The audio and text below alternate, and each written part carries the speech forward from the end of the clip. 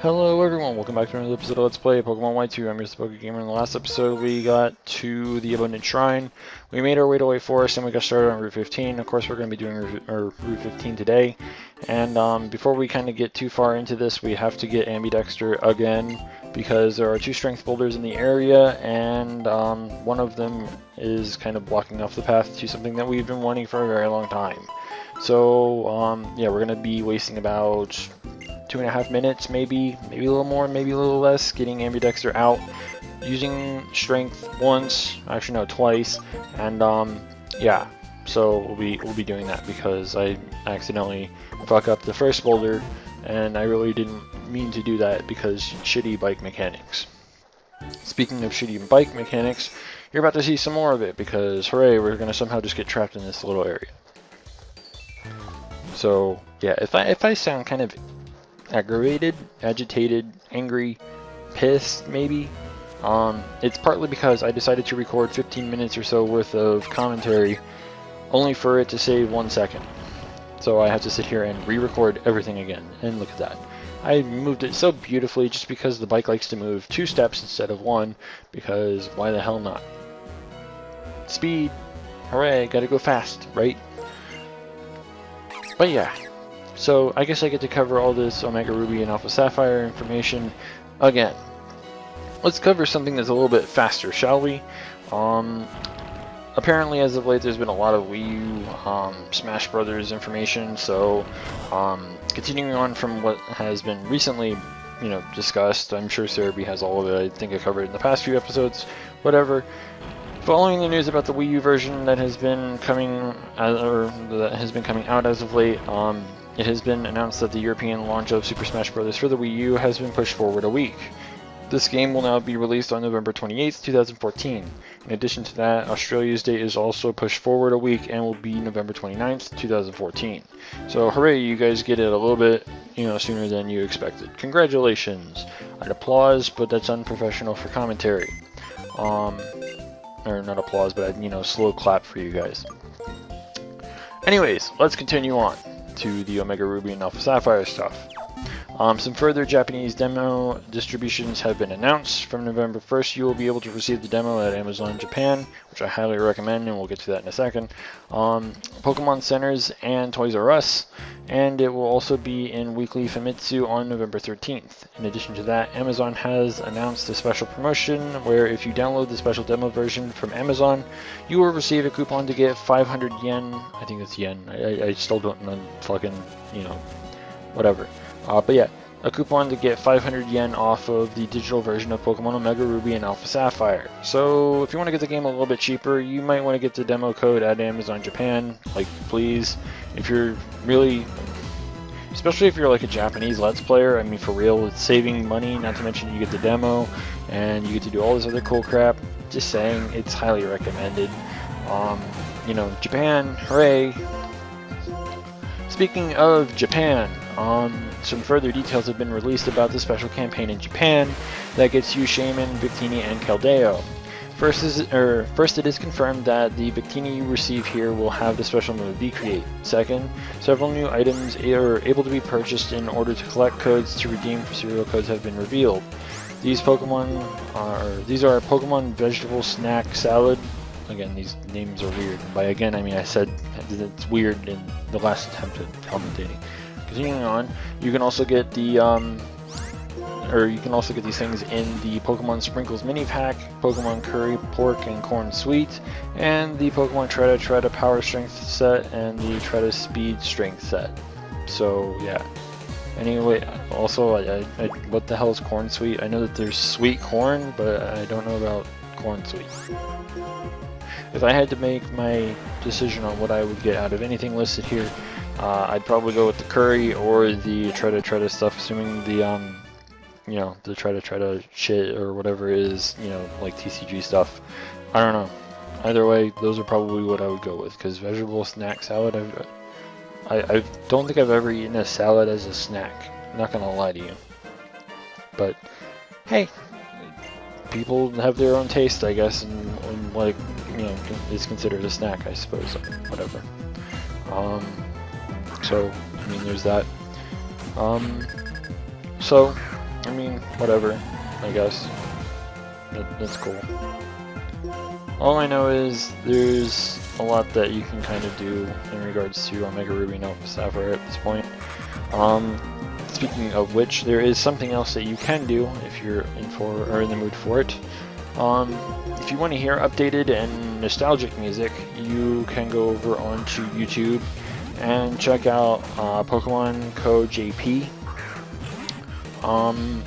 Recently they uploaded a series of 6 videos, left and right, as Google Translate insists on translating.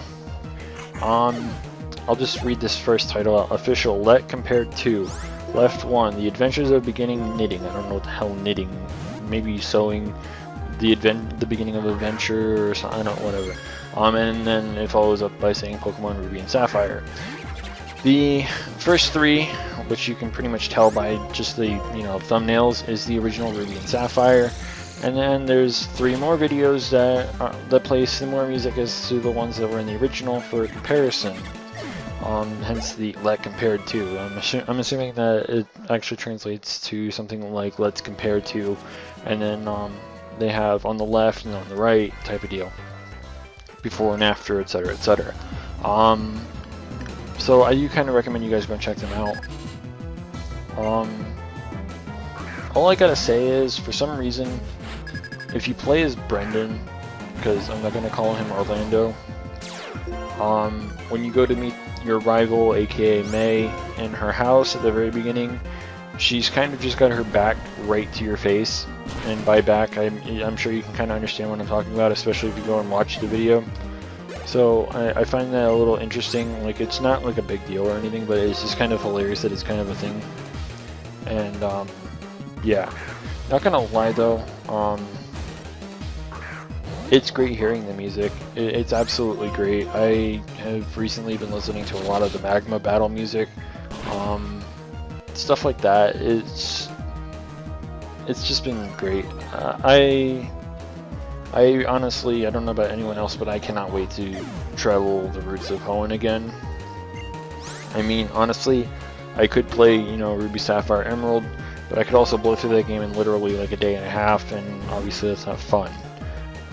Being able to experience something new, yet at the same time nostalgic, something that's basically an improved version of something that's existed for years, that's a completely different experience, and obviously I want to experience that very, very soon. So, yeah. So, I mean, again, I just don't know about anyone else, but I really just can't wait. I can't wait for the remake. Honestly, some of the things that they show, I can cover that as well. There was the, what's it called? The undersea stuff. Like, I'm sure that you all probably remember how you have to get into the one city. I can't remember the name of it. It's the one with the 8th gym. You have to dive to get into it. And there's like all of the seaweed, or whatever you want to call the underwater grass. The view is absolutely breathtaking. For what a video game is, it's actually really, really good.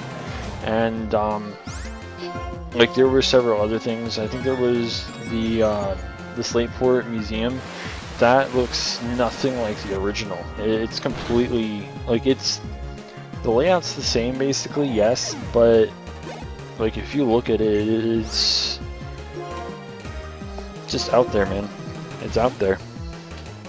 But yeah, I mean, these are all videos I do recommend you go and check out. When Birch is out there running around because of the Poochyena, it's kind of hilarious seeing his facial expression. It's absolutely great. It's also not like he gets chased around in like a different, like, weird rotation type of thing, rather than just going in a full circle and then getting pinned up against a tree or something. So I mean, it's kind of funny. I mean, there's a lot of cool shit that you can see. Of course, you can't understand a lick of anything that's being said unless you're Japanese, because everything's Japanese, of course. Co.jp, or not Co.jp, but Co.jp is obviously Pokemon Company in Japan. So I mean, unless you know Japanese, I guess you're just gonna be like me and can't understand the lick of it. But I mean, it's still great to hear the music. It's great to kind of get, a little bit of a preview of some of the things that we've yet to really see or hear. It's something I just recommend you guys go and check out. I mean, there's no harm in that, of course. So, I mean, hey, it's up to you if you don't or do. I mean, by the way, I'm glad that that thing didn't use any like relevant attack. I'm glad that it decided to, for whatever reason, use Lock On instead of like Thunderbolt or something. Because close combat and just dirty and then just get wrecked is not something that's fun. And even more, thank God that it wasn't, you know, like for whatever reason, one of those. It's not exactly a trapper because obviously it doesn't have, you know, magnet pull, but something that kind of is like, oh yeah, well I'll do this and then I'll just punish you because, you know, why not, with, you know, hidden power fire or whatever. So thank God it's not something competitive like that. But yeah, it could have done what's it called, Lock On Zap Cannon, which would have been really, really bad, assuming that it had lived, of course. But obviously you can't do that at 1 HP unless you're using Endure, or I think the Focus Band, I believe. I don't know. All I know is that's kind of a thing. Anyways, I'm sure that anyone that watched my prior Let's Play to this, which was obviously Pokemon Black, yeah, you probably know that this is the area where you transfer Pokemon from prior generations to Black and White and Black and White 2. Obviously we can't do that with an emulator, but I mean, it's still here and it's a thing. I guess it's kind of late in the episode to say this, but I guess for anyone who is, you know, going to be enjoying their Halloween, you know, whether you be kind of older and gonna go out and party and, you know, drink alcohol or whatever, and just, you know, make sure you're responsible about the crap that you do. I know some people that can get pretty plastered off their asses, and just, yeah, just kind of saying that just because I know how some people can get. Also, for the younger people that actually watch my stuff, just make sure that you get a lot of candy and be safe out there, of course. I mean, I shouldn't have to say that last bit, but yeah. Anyways, we're about to find out something that we can't do today. The lunar wing has started shining. Do you want to hold it up high? No, we're not going to be doing that now. No, we're not. The reason for this is because we're literally at 12 minutes.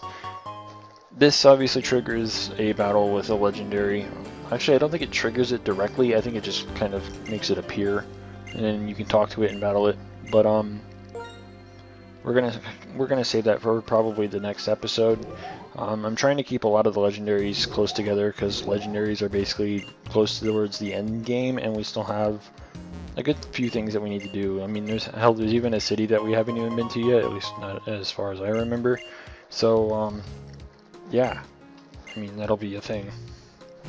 But there's also, I think, a mountain that we haven't gone through yet either. So there's kind of a lot that we still can do, but we should be done in like a week and a half or so, maybe at most. Probably not even that, but whatever. Anyways, so this is going to be basically our last trainer for today, and it's a single Pokemon, and obviously we should have probably done this route a long time ago, but I guess we didn't, so we'll be doing that. I know we came out here for one of the phone calls, but yeah, just kind of throwing that out there. And of course, level 25 is just going to die instantly because why not? Anyways, considering we are close enough to being out of time, what we're going to be doing in the next episode is we're going to be kind of going through Route 16. I think this is Route 16. I didn't pay much attention. But we'll be continuing going through here, doing whatever we need to do, and then we'll probably backtrack to Cresselia and try and catch that.